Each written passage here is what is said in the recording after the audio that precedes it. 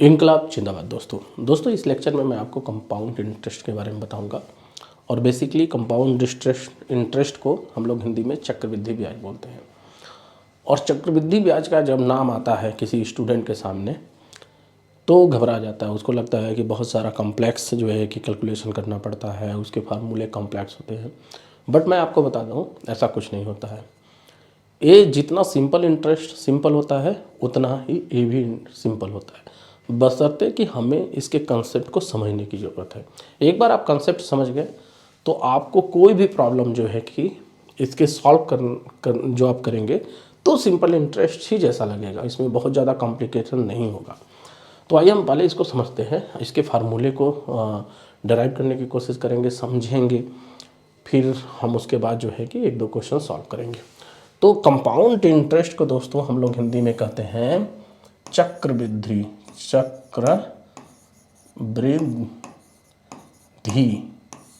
ब्याज। इंटरेस्ट पहला शब्द है, इंटरेस्ट को हम लोग क्या कहते हैं? ब्याज।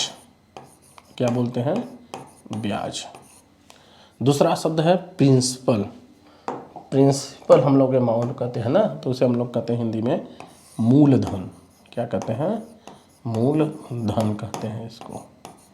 ठीक है, कलर हम बदलते जाएंगे क्योंकि कलर बदलेंगे तो थोड़ा सा क्लियरेंस रहती है। रेट को हम लोग क्या कहते हैं हिंदी में? दर। ठीक है। टाइम होता है। टाइम क्या होता है? टाइम को टाइम ही बोलते हैं। तो टाइम हमारा समय होता है। ठीक है। और अक्रूड अमाउंट जो होता है हम लोग हिंदी में से हम लोग क्या कहते हैं? मिश्र धन। हम लोग क्या कहते हैं? मिश्र धन से कहते हैं। बस ये हमारा इंग्लिश है, ये हमारा हिंदी के शब्द है। तो आप जो पहले आप फार्मूले को देखेंगे तो इस फार्मूले को हम समझने की कोशिश करेंगे कि ये कहाँ से आया फार्मूला। सिंपल सा दोस्तों मैं बता रहा हूँ कि यदि आप इसके फार्मूले को एक बार समझ जाएंगे तो ये एज सिंपल है जो है कि सिंपल इंटरेस्ट की तरह होते हैं और इसको समझने में बहुत ज़्यादा दिमाग लगाने की ज़रूरत नहीं होती है। आइए हम समझने की कोशिश करते हैं। यहाँ पे एक बार लाइन लगा देते हैं और अपना कलर हम लोग इस कलर से लगाते हैं इस बार।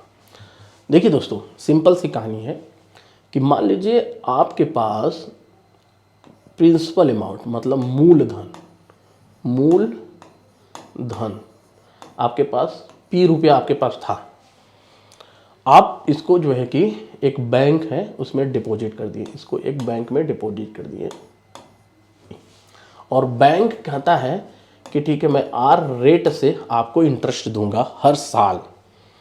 ठीक है, तो एक हर साल मतलब ईयरली मैंने उसने बोला कि हाँ हर एक साल जो है मैं आपको इतने रेट से इंटरेस्ट दूंगा। तो आप मुझे बताइए कि एक साल बाद, ठीक है, एक साल बाद आपके अकाउंट में कितना रुपया होगा? एक तो P रुपया आपने जो आपने जमा किया था वो रहेगा, प्लस जो इंटरेस्ट आपको P रुपये में मिला होगा वो होगा। तो एक साल का इंटरेस्ट क्या होगा? P इंटू R इंटू 1/100, यही तो हुआ होगा। मतलब आप इस टोटल मनी को आप देखेंगे तो कितना आएगा? P कोष्टक में 1 प्लस R/100 होगा कि नहीं? यही तो होगा, यही होगा ना। अब देखिए दोस्तों, अब आपके अकाउंट में A रुपया हो गया, इतना रुपया हो गया। ठीक है, अब आप बैंक से कहते हो कि एक साल बाद, यहाँ पे हम लिखते हैं 1 ईयर लेटर्स। ठीक है, मतलब हिंदी में हम लोग कहते हैं इसको एक साल बाद। ठीक है, एक साल बाद हमारे पास इतना रुपया होगा, P 1 प्लस R/100। पक्का? अब देखिए, आप बैंक को कहते हो कि यदि हमारे अकाउंट में इतना रुपया एक साल बाद है तो जो नेक्स्ट साल आएगा, जो दूसरा साल आएगा, हमें जो है कि मूलधन पे आप क्यों ब्याज दोगे? हमें इस पे ब्याज क्यों दोगे? हमें बेसिकली इतने रुपये पे अब ब्याज दो, क्योंकि अब हमारे अकाउंट में टोटल जो रुपया रहा P इंटू 1+r/100 है, तो हमें इस पे दो। तो सिंपल सा है कि बैंक कहेगा ठीक है भाई आप लेना चाहते हो, हम तो इसको जो है कि हम इसको आपको देंगे। तो नेक्स्ट ईयर में अब देखिए यहाँ पे P1+r/100 है, ये हमारे पास मूलधन हुआ, ठीक है। अब नेक्स्ट ईयर आपके पास बैंक में कितना होगा, ये तो हमारे पास था ही P1+r/100, ये तो था ही, प्लस इसका इंटरेस्ट क्या होगा, इसका इंटरेस्ट क्या होगा, देखिए बहुत इंटरेस्टिंग चीज़ है। इसका इंटरेस्ट ये होगा, आप लिखते हैं ना मूलधन जो है कि गुणे रेट इंटू टाइम अपॉन 100, तो मूलधन तो यही है, तो मतलब P1+r/100 इंटू रेट इंटू 1, क्योंकि एक साल के लिए था 1/100, यही तो लिखते हैं। अब जब यहीं पे लिखते हैं आप, तो इन दोनों को जब देखिए ये वाला फैक्टर कॉमन है, आप देखिए ये फैक्टर कॉमन है ना, तो इसको जो है कि आप जो है कि कॉमन कर लीजिए। तो इसको आप जब सब एक्सट्रैक्ट करेंगे तो P1+r/100 करेंगे, तो यहाँ पे क्या बचेगा, यहाँ पे 1+r/100 बचेगा, 100 बचेगा कि नहीं, ठीक है। तो मतलब जो सेकेंड ईयर आप देखेंगे, सेकेंड ईयर जो होगा आपका, आपके पास इतना बचा होगा, मतलब जो दूसरा साल होगा, दूसरा साल होगा आपके अकाउंट में इतना पैसा हो जाएगा कि नहीं। तो आप इससे गेस लगाइए दोस्तों, देखिए पहले साल में इतना पैसा था, दूसरे साल में इतना पैसा हुआ। तो मैं नेक्स्ट स्लाइड पे जाता हूँ, ठीक है। तो आप बताइए कि मैं यहाँ पे थोड़ा सा एक बार रिवाइज करता हूँ। फर्स्ट ईयर में आपके पास कितना पैसा बचा हुआ था, P+r/100। दूसरे साल में आपने देखा था हुआ था P1+r/100 इंटू 1+r/100। तो आप बताइए कि तीसरे साल में आपके पास कितना पैसा होगा, सिंपल सा है 1+r/100, 1+r/100 एंड 1+r/100, यही तो होगा। और इसी प्रकार यदि nवें साल पूछेगा, मतलब तो आपके पास कितना होगा, P into 1+r/100 to the power n। तो यही हमारा बन जाता है कंपाउंड इंटरेस्ट का फार्मूला। पर ये ध्यान रखिएगा, ये इंटरेस्ट नहीं है, ये क्या है, मिश्र धन है। ये हमारा क्या है, अक्रूड अमाउंट है, ये हमारा अक्रूड अमाउंट है, जो हिंदी में हम लोग कहते हैं मिश्र धन कहते हैं, ठीक है। तो आइए अच्छा हम पहली स्लाइड पे चलते हैं।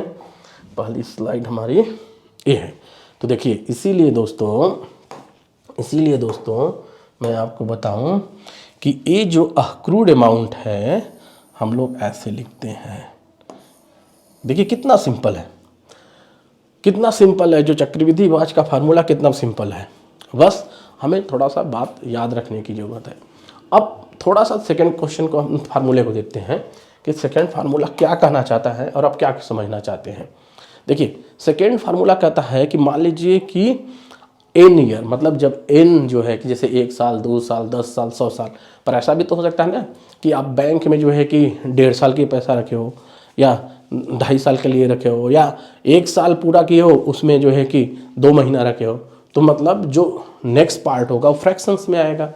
तो उसमें ध्यान रखने की ज़रूरत है कि जब हमारा साल पूर्णांक होगा तो हम तो उतने पार्ट को पावर के रूप में लिख देंगे। देखिए पावर के रूप में लिख दिए ना, यदि एन पार्ट के लिए पावर के रूप में लिख दिए। बाकी जो है कि बाकी जो पैसा होगा उस पर हम लोग सिंपल इंटरेस्ट लगा देंगे, सिंपल इंटरेस्ट देखिए सिंपल सा यही तो होता है ना सिंपल इंटरेस्ट का जो फार्मूला अक्रूड अमाउंट वाला। तो उस पर जब लगा देंगे तो हमारा फार्मूला ये हो जाएगा। तो इसका मतलब हम यहीं पे लिख देंगे, यहाँ पे लिख देंगे, ठीक है। तो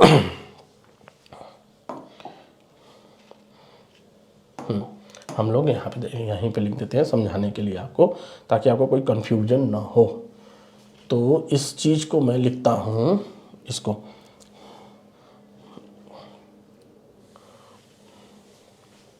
इस चीज़ को मैं यहाँ पे समझाने की कोशिश कर रहा हूँ, ठीक है। यहाँ पे समझाने की कोशिश कर रहा हूँ। तो देखिए दोस्तों, हमें क्या है कि जब यदि आपको साल जो होता है, कभी आपको 2.5 ईयर मिले या 3.5 ईयर मिले या कुछ भी, मतलब फ्रैक्शंस में कुछ पार्ट फ्रैक्शन में हो, तो जितना भी आपके पास इंटीजर वाला सेक्शंस हो उस पर तो डायरेक्ट आप ये फार्मूला लगा देंगे, ये वाला, और बाकी जो है कि समय बचेगा उस पर जो है कि आप रेस्ट ऐसे लगा देंगे, ठीक है ना। ये आपका जो है कि अक्रूड अमाउंट का जो है कि मतलब जो है कि टोटल, मतलब जो है कि अक्रूड अमाउंट टोटल ऐसे मिल जाएगा आपको। और दोस्तों आप फर्स्ट फार्मूले को देखिए और इस फार्मूले को देखिए, तो प्रिंसिपल अमाउंट निकालने के लिए कुछ नहीं किया है, इस फार्मूले पे डिवाइड कर दिया है बस। तो जैसे अक्रूड अमाउंट क्या होता है, अक्रूड अमाउंट क्या था, P+1R/100/n।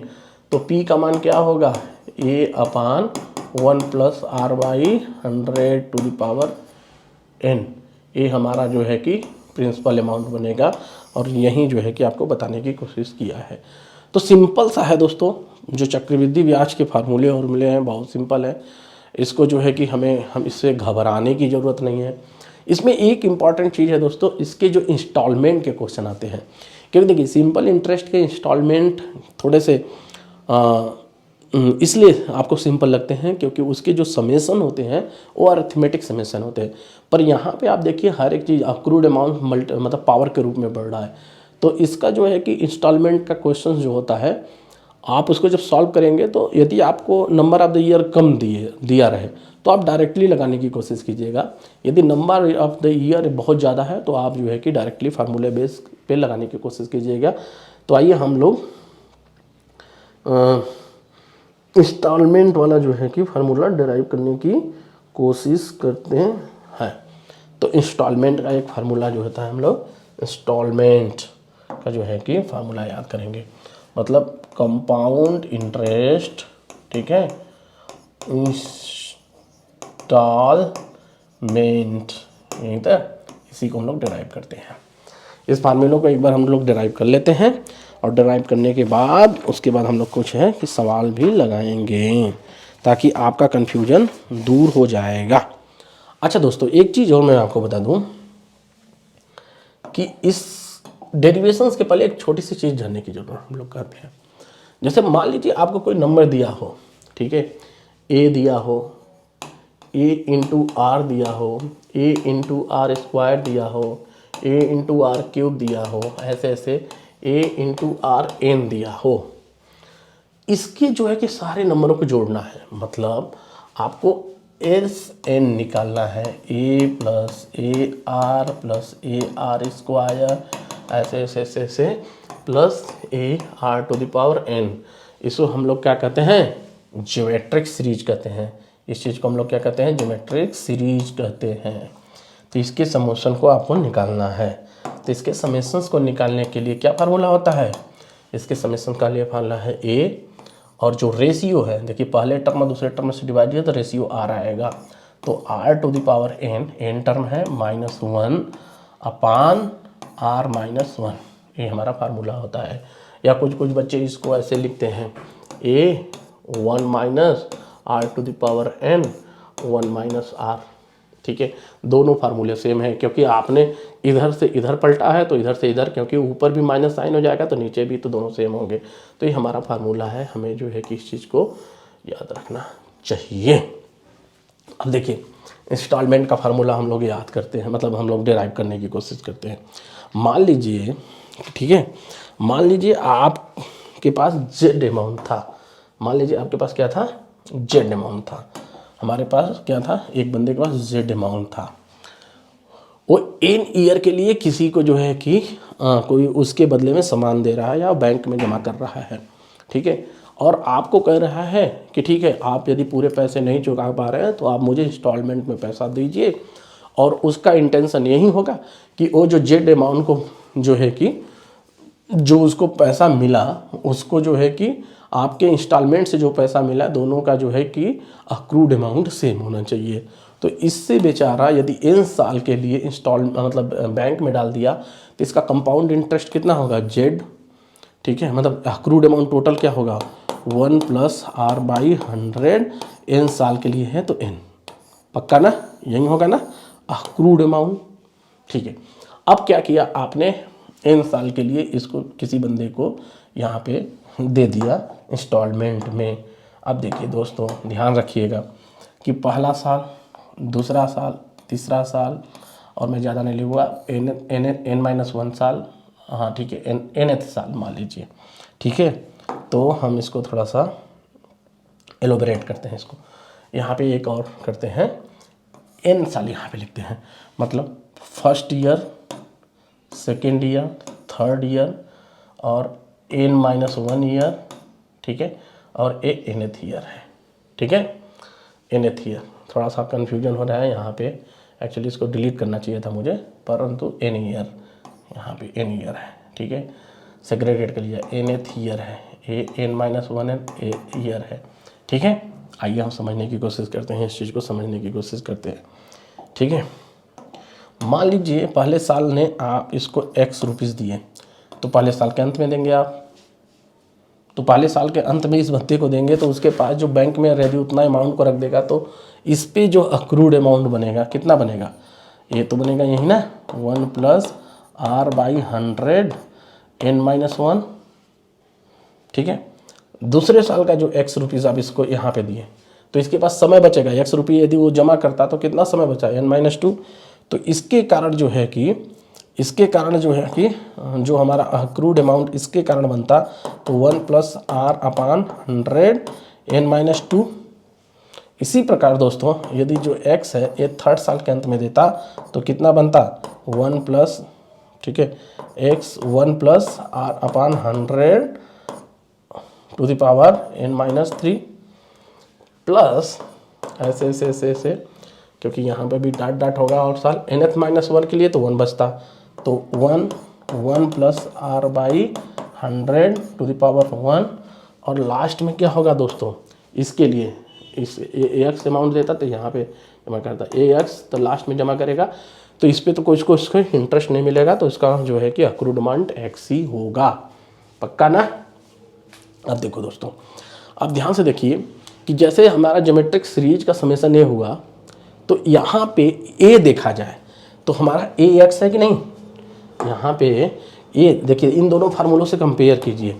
इस देखिए a पहला टर्म है, यहाँ देखिए ये पहला टर्म है, जैसे टर्म है यहाँ पे, इसी प्रकार ये तो यहाँ से जब आप कंपेयर करेंगे तो देखिए ये वाला जो टर्म है, ये वाला टर्म है, ये है कि नहीं, ये वाला टर्म है, ये है कि नहीं, तो a का मान क्या है, a के यहाँ पे देखा जाए तो a का मान क्या हुआ x, r का मान क्या हुआ 1 प्लस आर बाई 100 हुआ कि नहीं 100, और कितने देखिए यहाँ पे n टर्म था, n था, पर यहाँ पे n-1 है, तो यहाँ पे कितना है, यहाँ पे n का मान कितना है n-1 हुआ। ठीक है ना, जो टर्म है, टोटल टर्म यहाँ पे लिखिए n-1 है, तो हम इसको फार्मूला में लिख दें, हम इसको फार्मूला में लिख देते हैं। जब हम इसको फार्मूला में लिखते हैं तो इसके समेशंस को लिखेंगे Sn इक्वल टू क्या लिखेंगे, यहाँ पे देखिए a मतलब x, ठीक है, अब यहाँ पे 1 माइनस या r-1 करके रखते हैं, तो यहाँ पे r का मान क्या है r, तो r का मतलब 1 plus R by 100 to the power n-1 upon, ठीक है, टोटल के भाग करने के बाद r-1, तो इसका मतलब 1 plus R by 100 minus 1 cancel बटा आर बाई 10 बचा कि नहीं बचा। तो देखिए दोस्तों, तो हम इस चीज़ को थोड़ा सा हम दूसरी साइड लेके जाते हैं, ठीक है ना, आइए, ठीक है, तो हमारे पास जो Sn इसका हुआ था, क्या हुआ था Sn x इंस्टॉलमेंट ब्रैकेट में 1 plus R by 100 to the power n-1 minus 1 upon हमारा क्या बचा था r बाई 100 हुआ था ना।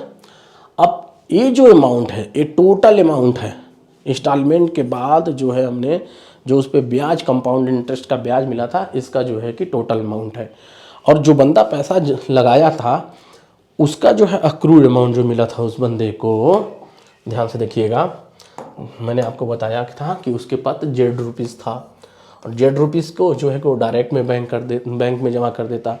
तो बैंक में जमा करने के बाद उसको जो है कि n साल में कितना मिलता, यही तो मिलता है Z1 + R/100 to the power n, यही तो पैसा मिलता। ये टोटल मनी और ए टोटल मनी बराबर होना चाहिए कि नहीं, तभी तो आपको देगा ना, वो घाटा क्यों सहेगा। तो इसी को हम लोग अक्रूड अमाउंट कहेंगे कि नहीं कहेंगे, अक्रूड अमाउंट इसको कहेंगे कि नहीं कहेंगे। तो इसी को हम लोग अक्रूड अमाउंट कहेंगे। तो इसका मतलब ये हम इसको ए के रूप में लिख सकते हैं। जब ए के रूप में लिखते हैं तो हम यहाँ पे फार्मूले में थोड़ा सा लिखते हैं, ब्लैक कलर भी ले लेते हैं, बड़ा दिन हो गया। तो इसको हम लिख सकते हैं x × 1 + R/100 to the power n - 1 upon what R/100 = a। ठीक है, अब जब इसको सॉल्व करेंगे तो क्या आएगा, x का मान यहाँ पे क्या आएगा a, ठीक है, a यहाँ पे हुआ। अब देखिए यहाँ से यहाँ पे मल्टीप्लिकेशन होगा तो a r हुआ अपान 100 यहाँ हुआ, ब्रैकेट में वो वाला नीचे चला जाएगा कि नहीं, वो वाला नीचे चला जाएगा ब्रैकेट में। तो 1 + R/100 to the power n - 1 - 1 bracket बंद। ये हमारा फार्मूला बन गया, ये हमारा फाइनल इंस्टॉलमेंट का फार्मूला बन गया। तो इंस्टॉलमेंट जो है कि इसी को कहते हैं इंस्टॉलमेंट, यही है।